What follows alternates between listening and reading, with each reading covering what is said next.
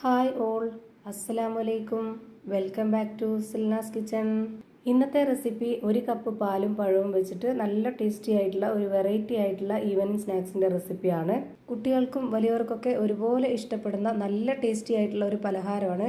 നമ്മുടെ വീട്ടിലേക്ക് പെട്ടെന്നൊരു ഗസ്റ്റൊക്കെ വരികയാണെന്നുണ്ടെങ്കിൽ എളുപ്പം തയ്യാറാക്കി എടുക്കാൻ പറ്റുന്ന ഭയങ്കര സിമ്പിൾ ആയിട്ടുള്ള ഒരു അടിപൊളി പലഹാരമാണ്. അപ്പോൾ ഇതെങ്ങനെയാണ് തയ്യാറാക്കുന്നതെന്ന് നോക്കാം. റെസിപ്പിയിലോട്ട് കിടക്കുന്നതിന് മുമ്പായി സിൽനാസ് കിച്ചൺ ചാനൽ ആദ്യമായിട്ട് കാണുന്നവരാണെങ്കിൽ പ്ലീസ് ഒന്ന് സബ്സ്ക്രൈബ് ചെയ്തേക്കണേ. ഒപ്പം തന്നെ ഈ വീഡിയോസ് നിങ്ങൾക്ക് ഇഷ്ടപ്പെടുകയാണെങ്കിൽ ഒരു ലൈക്ക് ചെയ്ത് ഷെയർ ചെയ്ത് സപ്പോർട്ട് ചെയ്യാനും മറക്കരുത്. ഇനി നമുക്ക് റെസിപ്പിയിലോട്ട് കിടക്കാം. ഇതിനായി ആദ്യം തന്നെ ഞാനിവിടെ 3 നേന്ത്രപ്പഴമാണ് ഇതേപോലെ കട്ട് ചെയ്തെടുത്തിട്ടുള്ളത്. ചെറിയ പഴമായതുകൊണ്ടാണ് 3 നേന്ത്രപ്പഴം എടുത്തിട്ടുള്ളത്. കുറച്ച് വലിയ പഴമാണെന്നുണ്ടെങ്കിൽ 2 എണ്ണമൊക്കെ എടുത്താൽ മതിയാവും. ഞാൻ എടുത്തിട്ടുള്ള ഈ ഒരു പഴത്തിൻ്റെ കണക്കനുസരിച്ചാണ് ബാക്കിയുള്ള എല്ലാ ഇൻഗ്രീഡിയൻസിൻ്റെ അളവും പറയുന്നത്. നിങ്ങൾ എത്രയാണോ പഴം എടുക്കുന്നത് അപ്പോൾ അതിനനുസരിച്ച് ബാക്കിയുള്ള ഇൻഗ്രീഡിയൻസിൻ്റെ അളവും കൂട്ടിയും കുറച്ചൊക്കെ എടുക്കേണ്ടതാണ്. ഇനി ഞാനൊരു ബൗളിലേക്ക് 3 കോഴിമുട്ട പൊട്ടിച്ചൊഴിച്ചു കൊടുത്തിട്ടുണ്ട്. ഇതിലേക്ക് 60 ml കപ്പിൻ്റെ അളവിൽ 3/4 കപ്പ് പാൽപ്പൊടിയാണ് ഇട്ട് കൊടുക്കുന്നത്. 1 കപ്പോളം പാൽപ്പൊടി ഉണ്ടെങ്കിൽ ഇട്ട് കൊടുക്കാവുന്നതാണ്. ഇനി ഇതേ കപ്പ് അളവിൽ തന്നെ 1 കപ്പ് നിറയെ പഞ്ചസാര ഇട്ട് കൊടുക്കുന്നുണ്ട്. മധുരമൊക്കെ ഓരോരുത്തരുടെ ഇഷ്ടത്തിനനുസരിച്ച് കൂട്ടിയും കുറച്ചൊക്കെ ഇട്ട് കൊടുക്കാവുന്നതാണ്.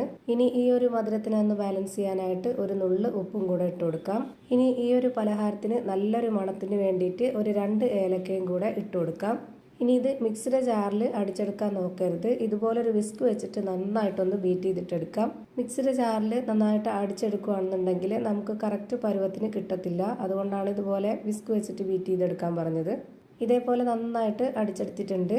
ഇനി ഇതൊന്ന് മാറ്റി വെച്ചേക്കാം. അടുത്തതായിട്ട് ഒരു കാര്യം കൂടി ചെയ്യാനുണ്ട്. അതിനുവേണ്ടി ഞാനിവിടെ ഒരു മിക്സിയുടെ ജാർ എടുത്തിട്ടുണ്ട്. ഇതിലേക്ക് 250 ml കപ്പിൻ്റെ അളവിൽ 1 കപ്പ് നിറയെ പാലൊഴിച്ചു കൊടുക്കാം. ഒട്ടും തന്നെ വെള്ളം ചേർക്കാത്ത നല്ല കട്ടിയായിട്ടുള്ള പാല് വേണം ഇതിനു വേണ്ടി എടുക്കാനായിട്ട്. ഇനി നിങ്ങൾക്ക് പശുമ്പാൽ വേണ്ട, തേങ്ങാപ്പാൽ മതി എന്നുണ്ടെങ്കിൽ അതും നല്ല കട്ടിയായിട്ട് എടുക്കുക.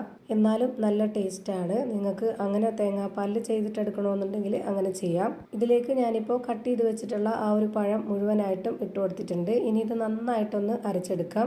ഇത് നമ്മൾ പഴം ഇട്ട് കൊടുത്തതിൻ്റെ കൂടുതൽ പാലൊഴിച്ചു കൊടുത്തത് കൊണ്ട് തന്നെ നന്നായിട്ട് അരഞ്ഞു കിട്ടുമൊന്നുമില്ല. ഇതേപോലെ തന്നെയാണ് വേണ്ടത്. അതായത് പകുതി പഴം നല്ലപോലെ അരയും വേണം, കുറച്ച് പഴം കടിക്കാനായിട്ട് കിട്ടുകയും വേണം. ആ ഒരു പരുവത്തിൽ കിട്ടാനായിട്ടാണ് ഇതുപോലെ നമ്മൾ തോനെ പാലൊഴിച്ചിട്ട് പഴം ഇട്ട് കൊടുത്ത് അരച്ചെടുക്കുന്നത്. ഇനി ഇതിലേക്ക് ഇട്ട് കൊടുക്കേണ്ടത് ചിരകിയ തേങ്ങയാണ്. 60 ml കപ്പിൻ്റെ അളവിൽ 1 കപ്പ് നിറയെ ചിരകിയ തേങ്ങയും കൂടെ ഇട്ട് കൊടുത്തിട്ട് ഇതുപോലെ നന്നായിട്ട് ഒന്നുകൂടി ഇളക്കി യോജിപ്പിച്ചെടുക്കാം.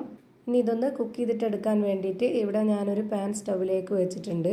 ഫ്ലെയിം ഓണാക്കി കൊടുത്തിട്ടില്ല, ഇപ്പോൾ തന്നെ ഓണാക്കി കൊടുക്കണ്ട. ഇതിലേക്ക് കുറച്ച് നെയ്യ് ഒന്ന് ഒഴിച്ചു കൊടുക്കാം. എന്നിട്ട് ഇതുപോലെ ഈ ഒരു പാൻ മുഴുവനായിട്ടും ഒന്ന് സ്പ്രെഡാക്കി കൊടുക്കുന്നുണ്ട്. ഇതിൻ്റെ സൈഡ് ഭാഗത്തും മുഴുവനായിട്ടും നല്ല പോലെ ഒന്ന് സ്പ്രെഡാക്കുക. പാലും മുട്ടയും പഴമൊക്കെ ആയതുകൊണ്ട് തന്നെ ഇത് നല്ല പോലെ പൊങ്ങി വരും. അപ്പോൾ ഇതിൻ്റെ നെയ്യില്ലാത്ത ഭാഗമൊക്കെ ഒട്ടിപ്പിടിക്കാൻ സാധ്യതയുണ്ട് ഈ ഒരു പാനിൽ. അതുകൊണ്ടാണ് എല്ലാ ഭാഗത്തേക്കും നന്നായിട്ട് സ്പ്രെഡാക്കി കൊടുക്കാൻ പറഞ്ഞത്.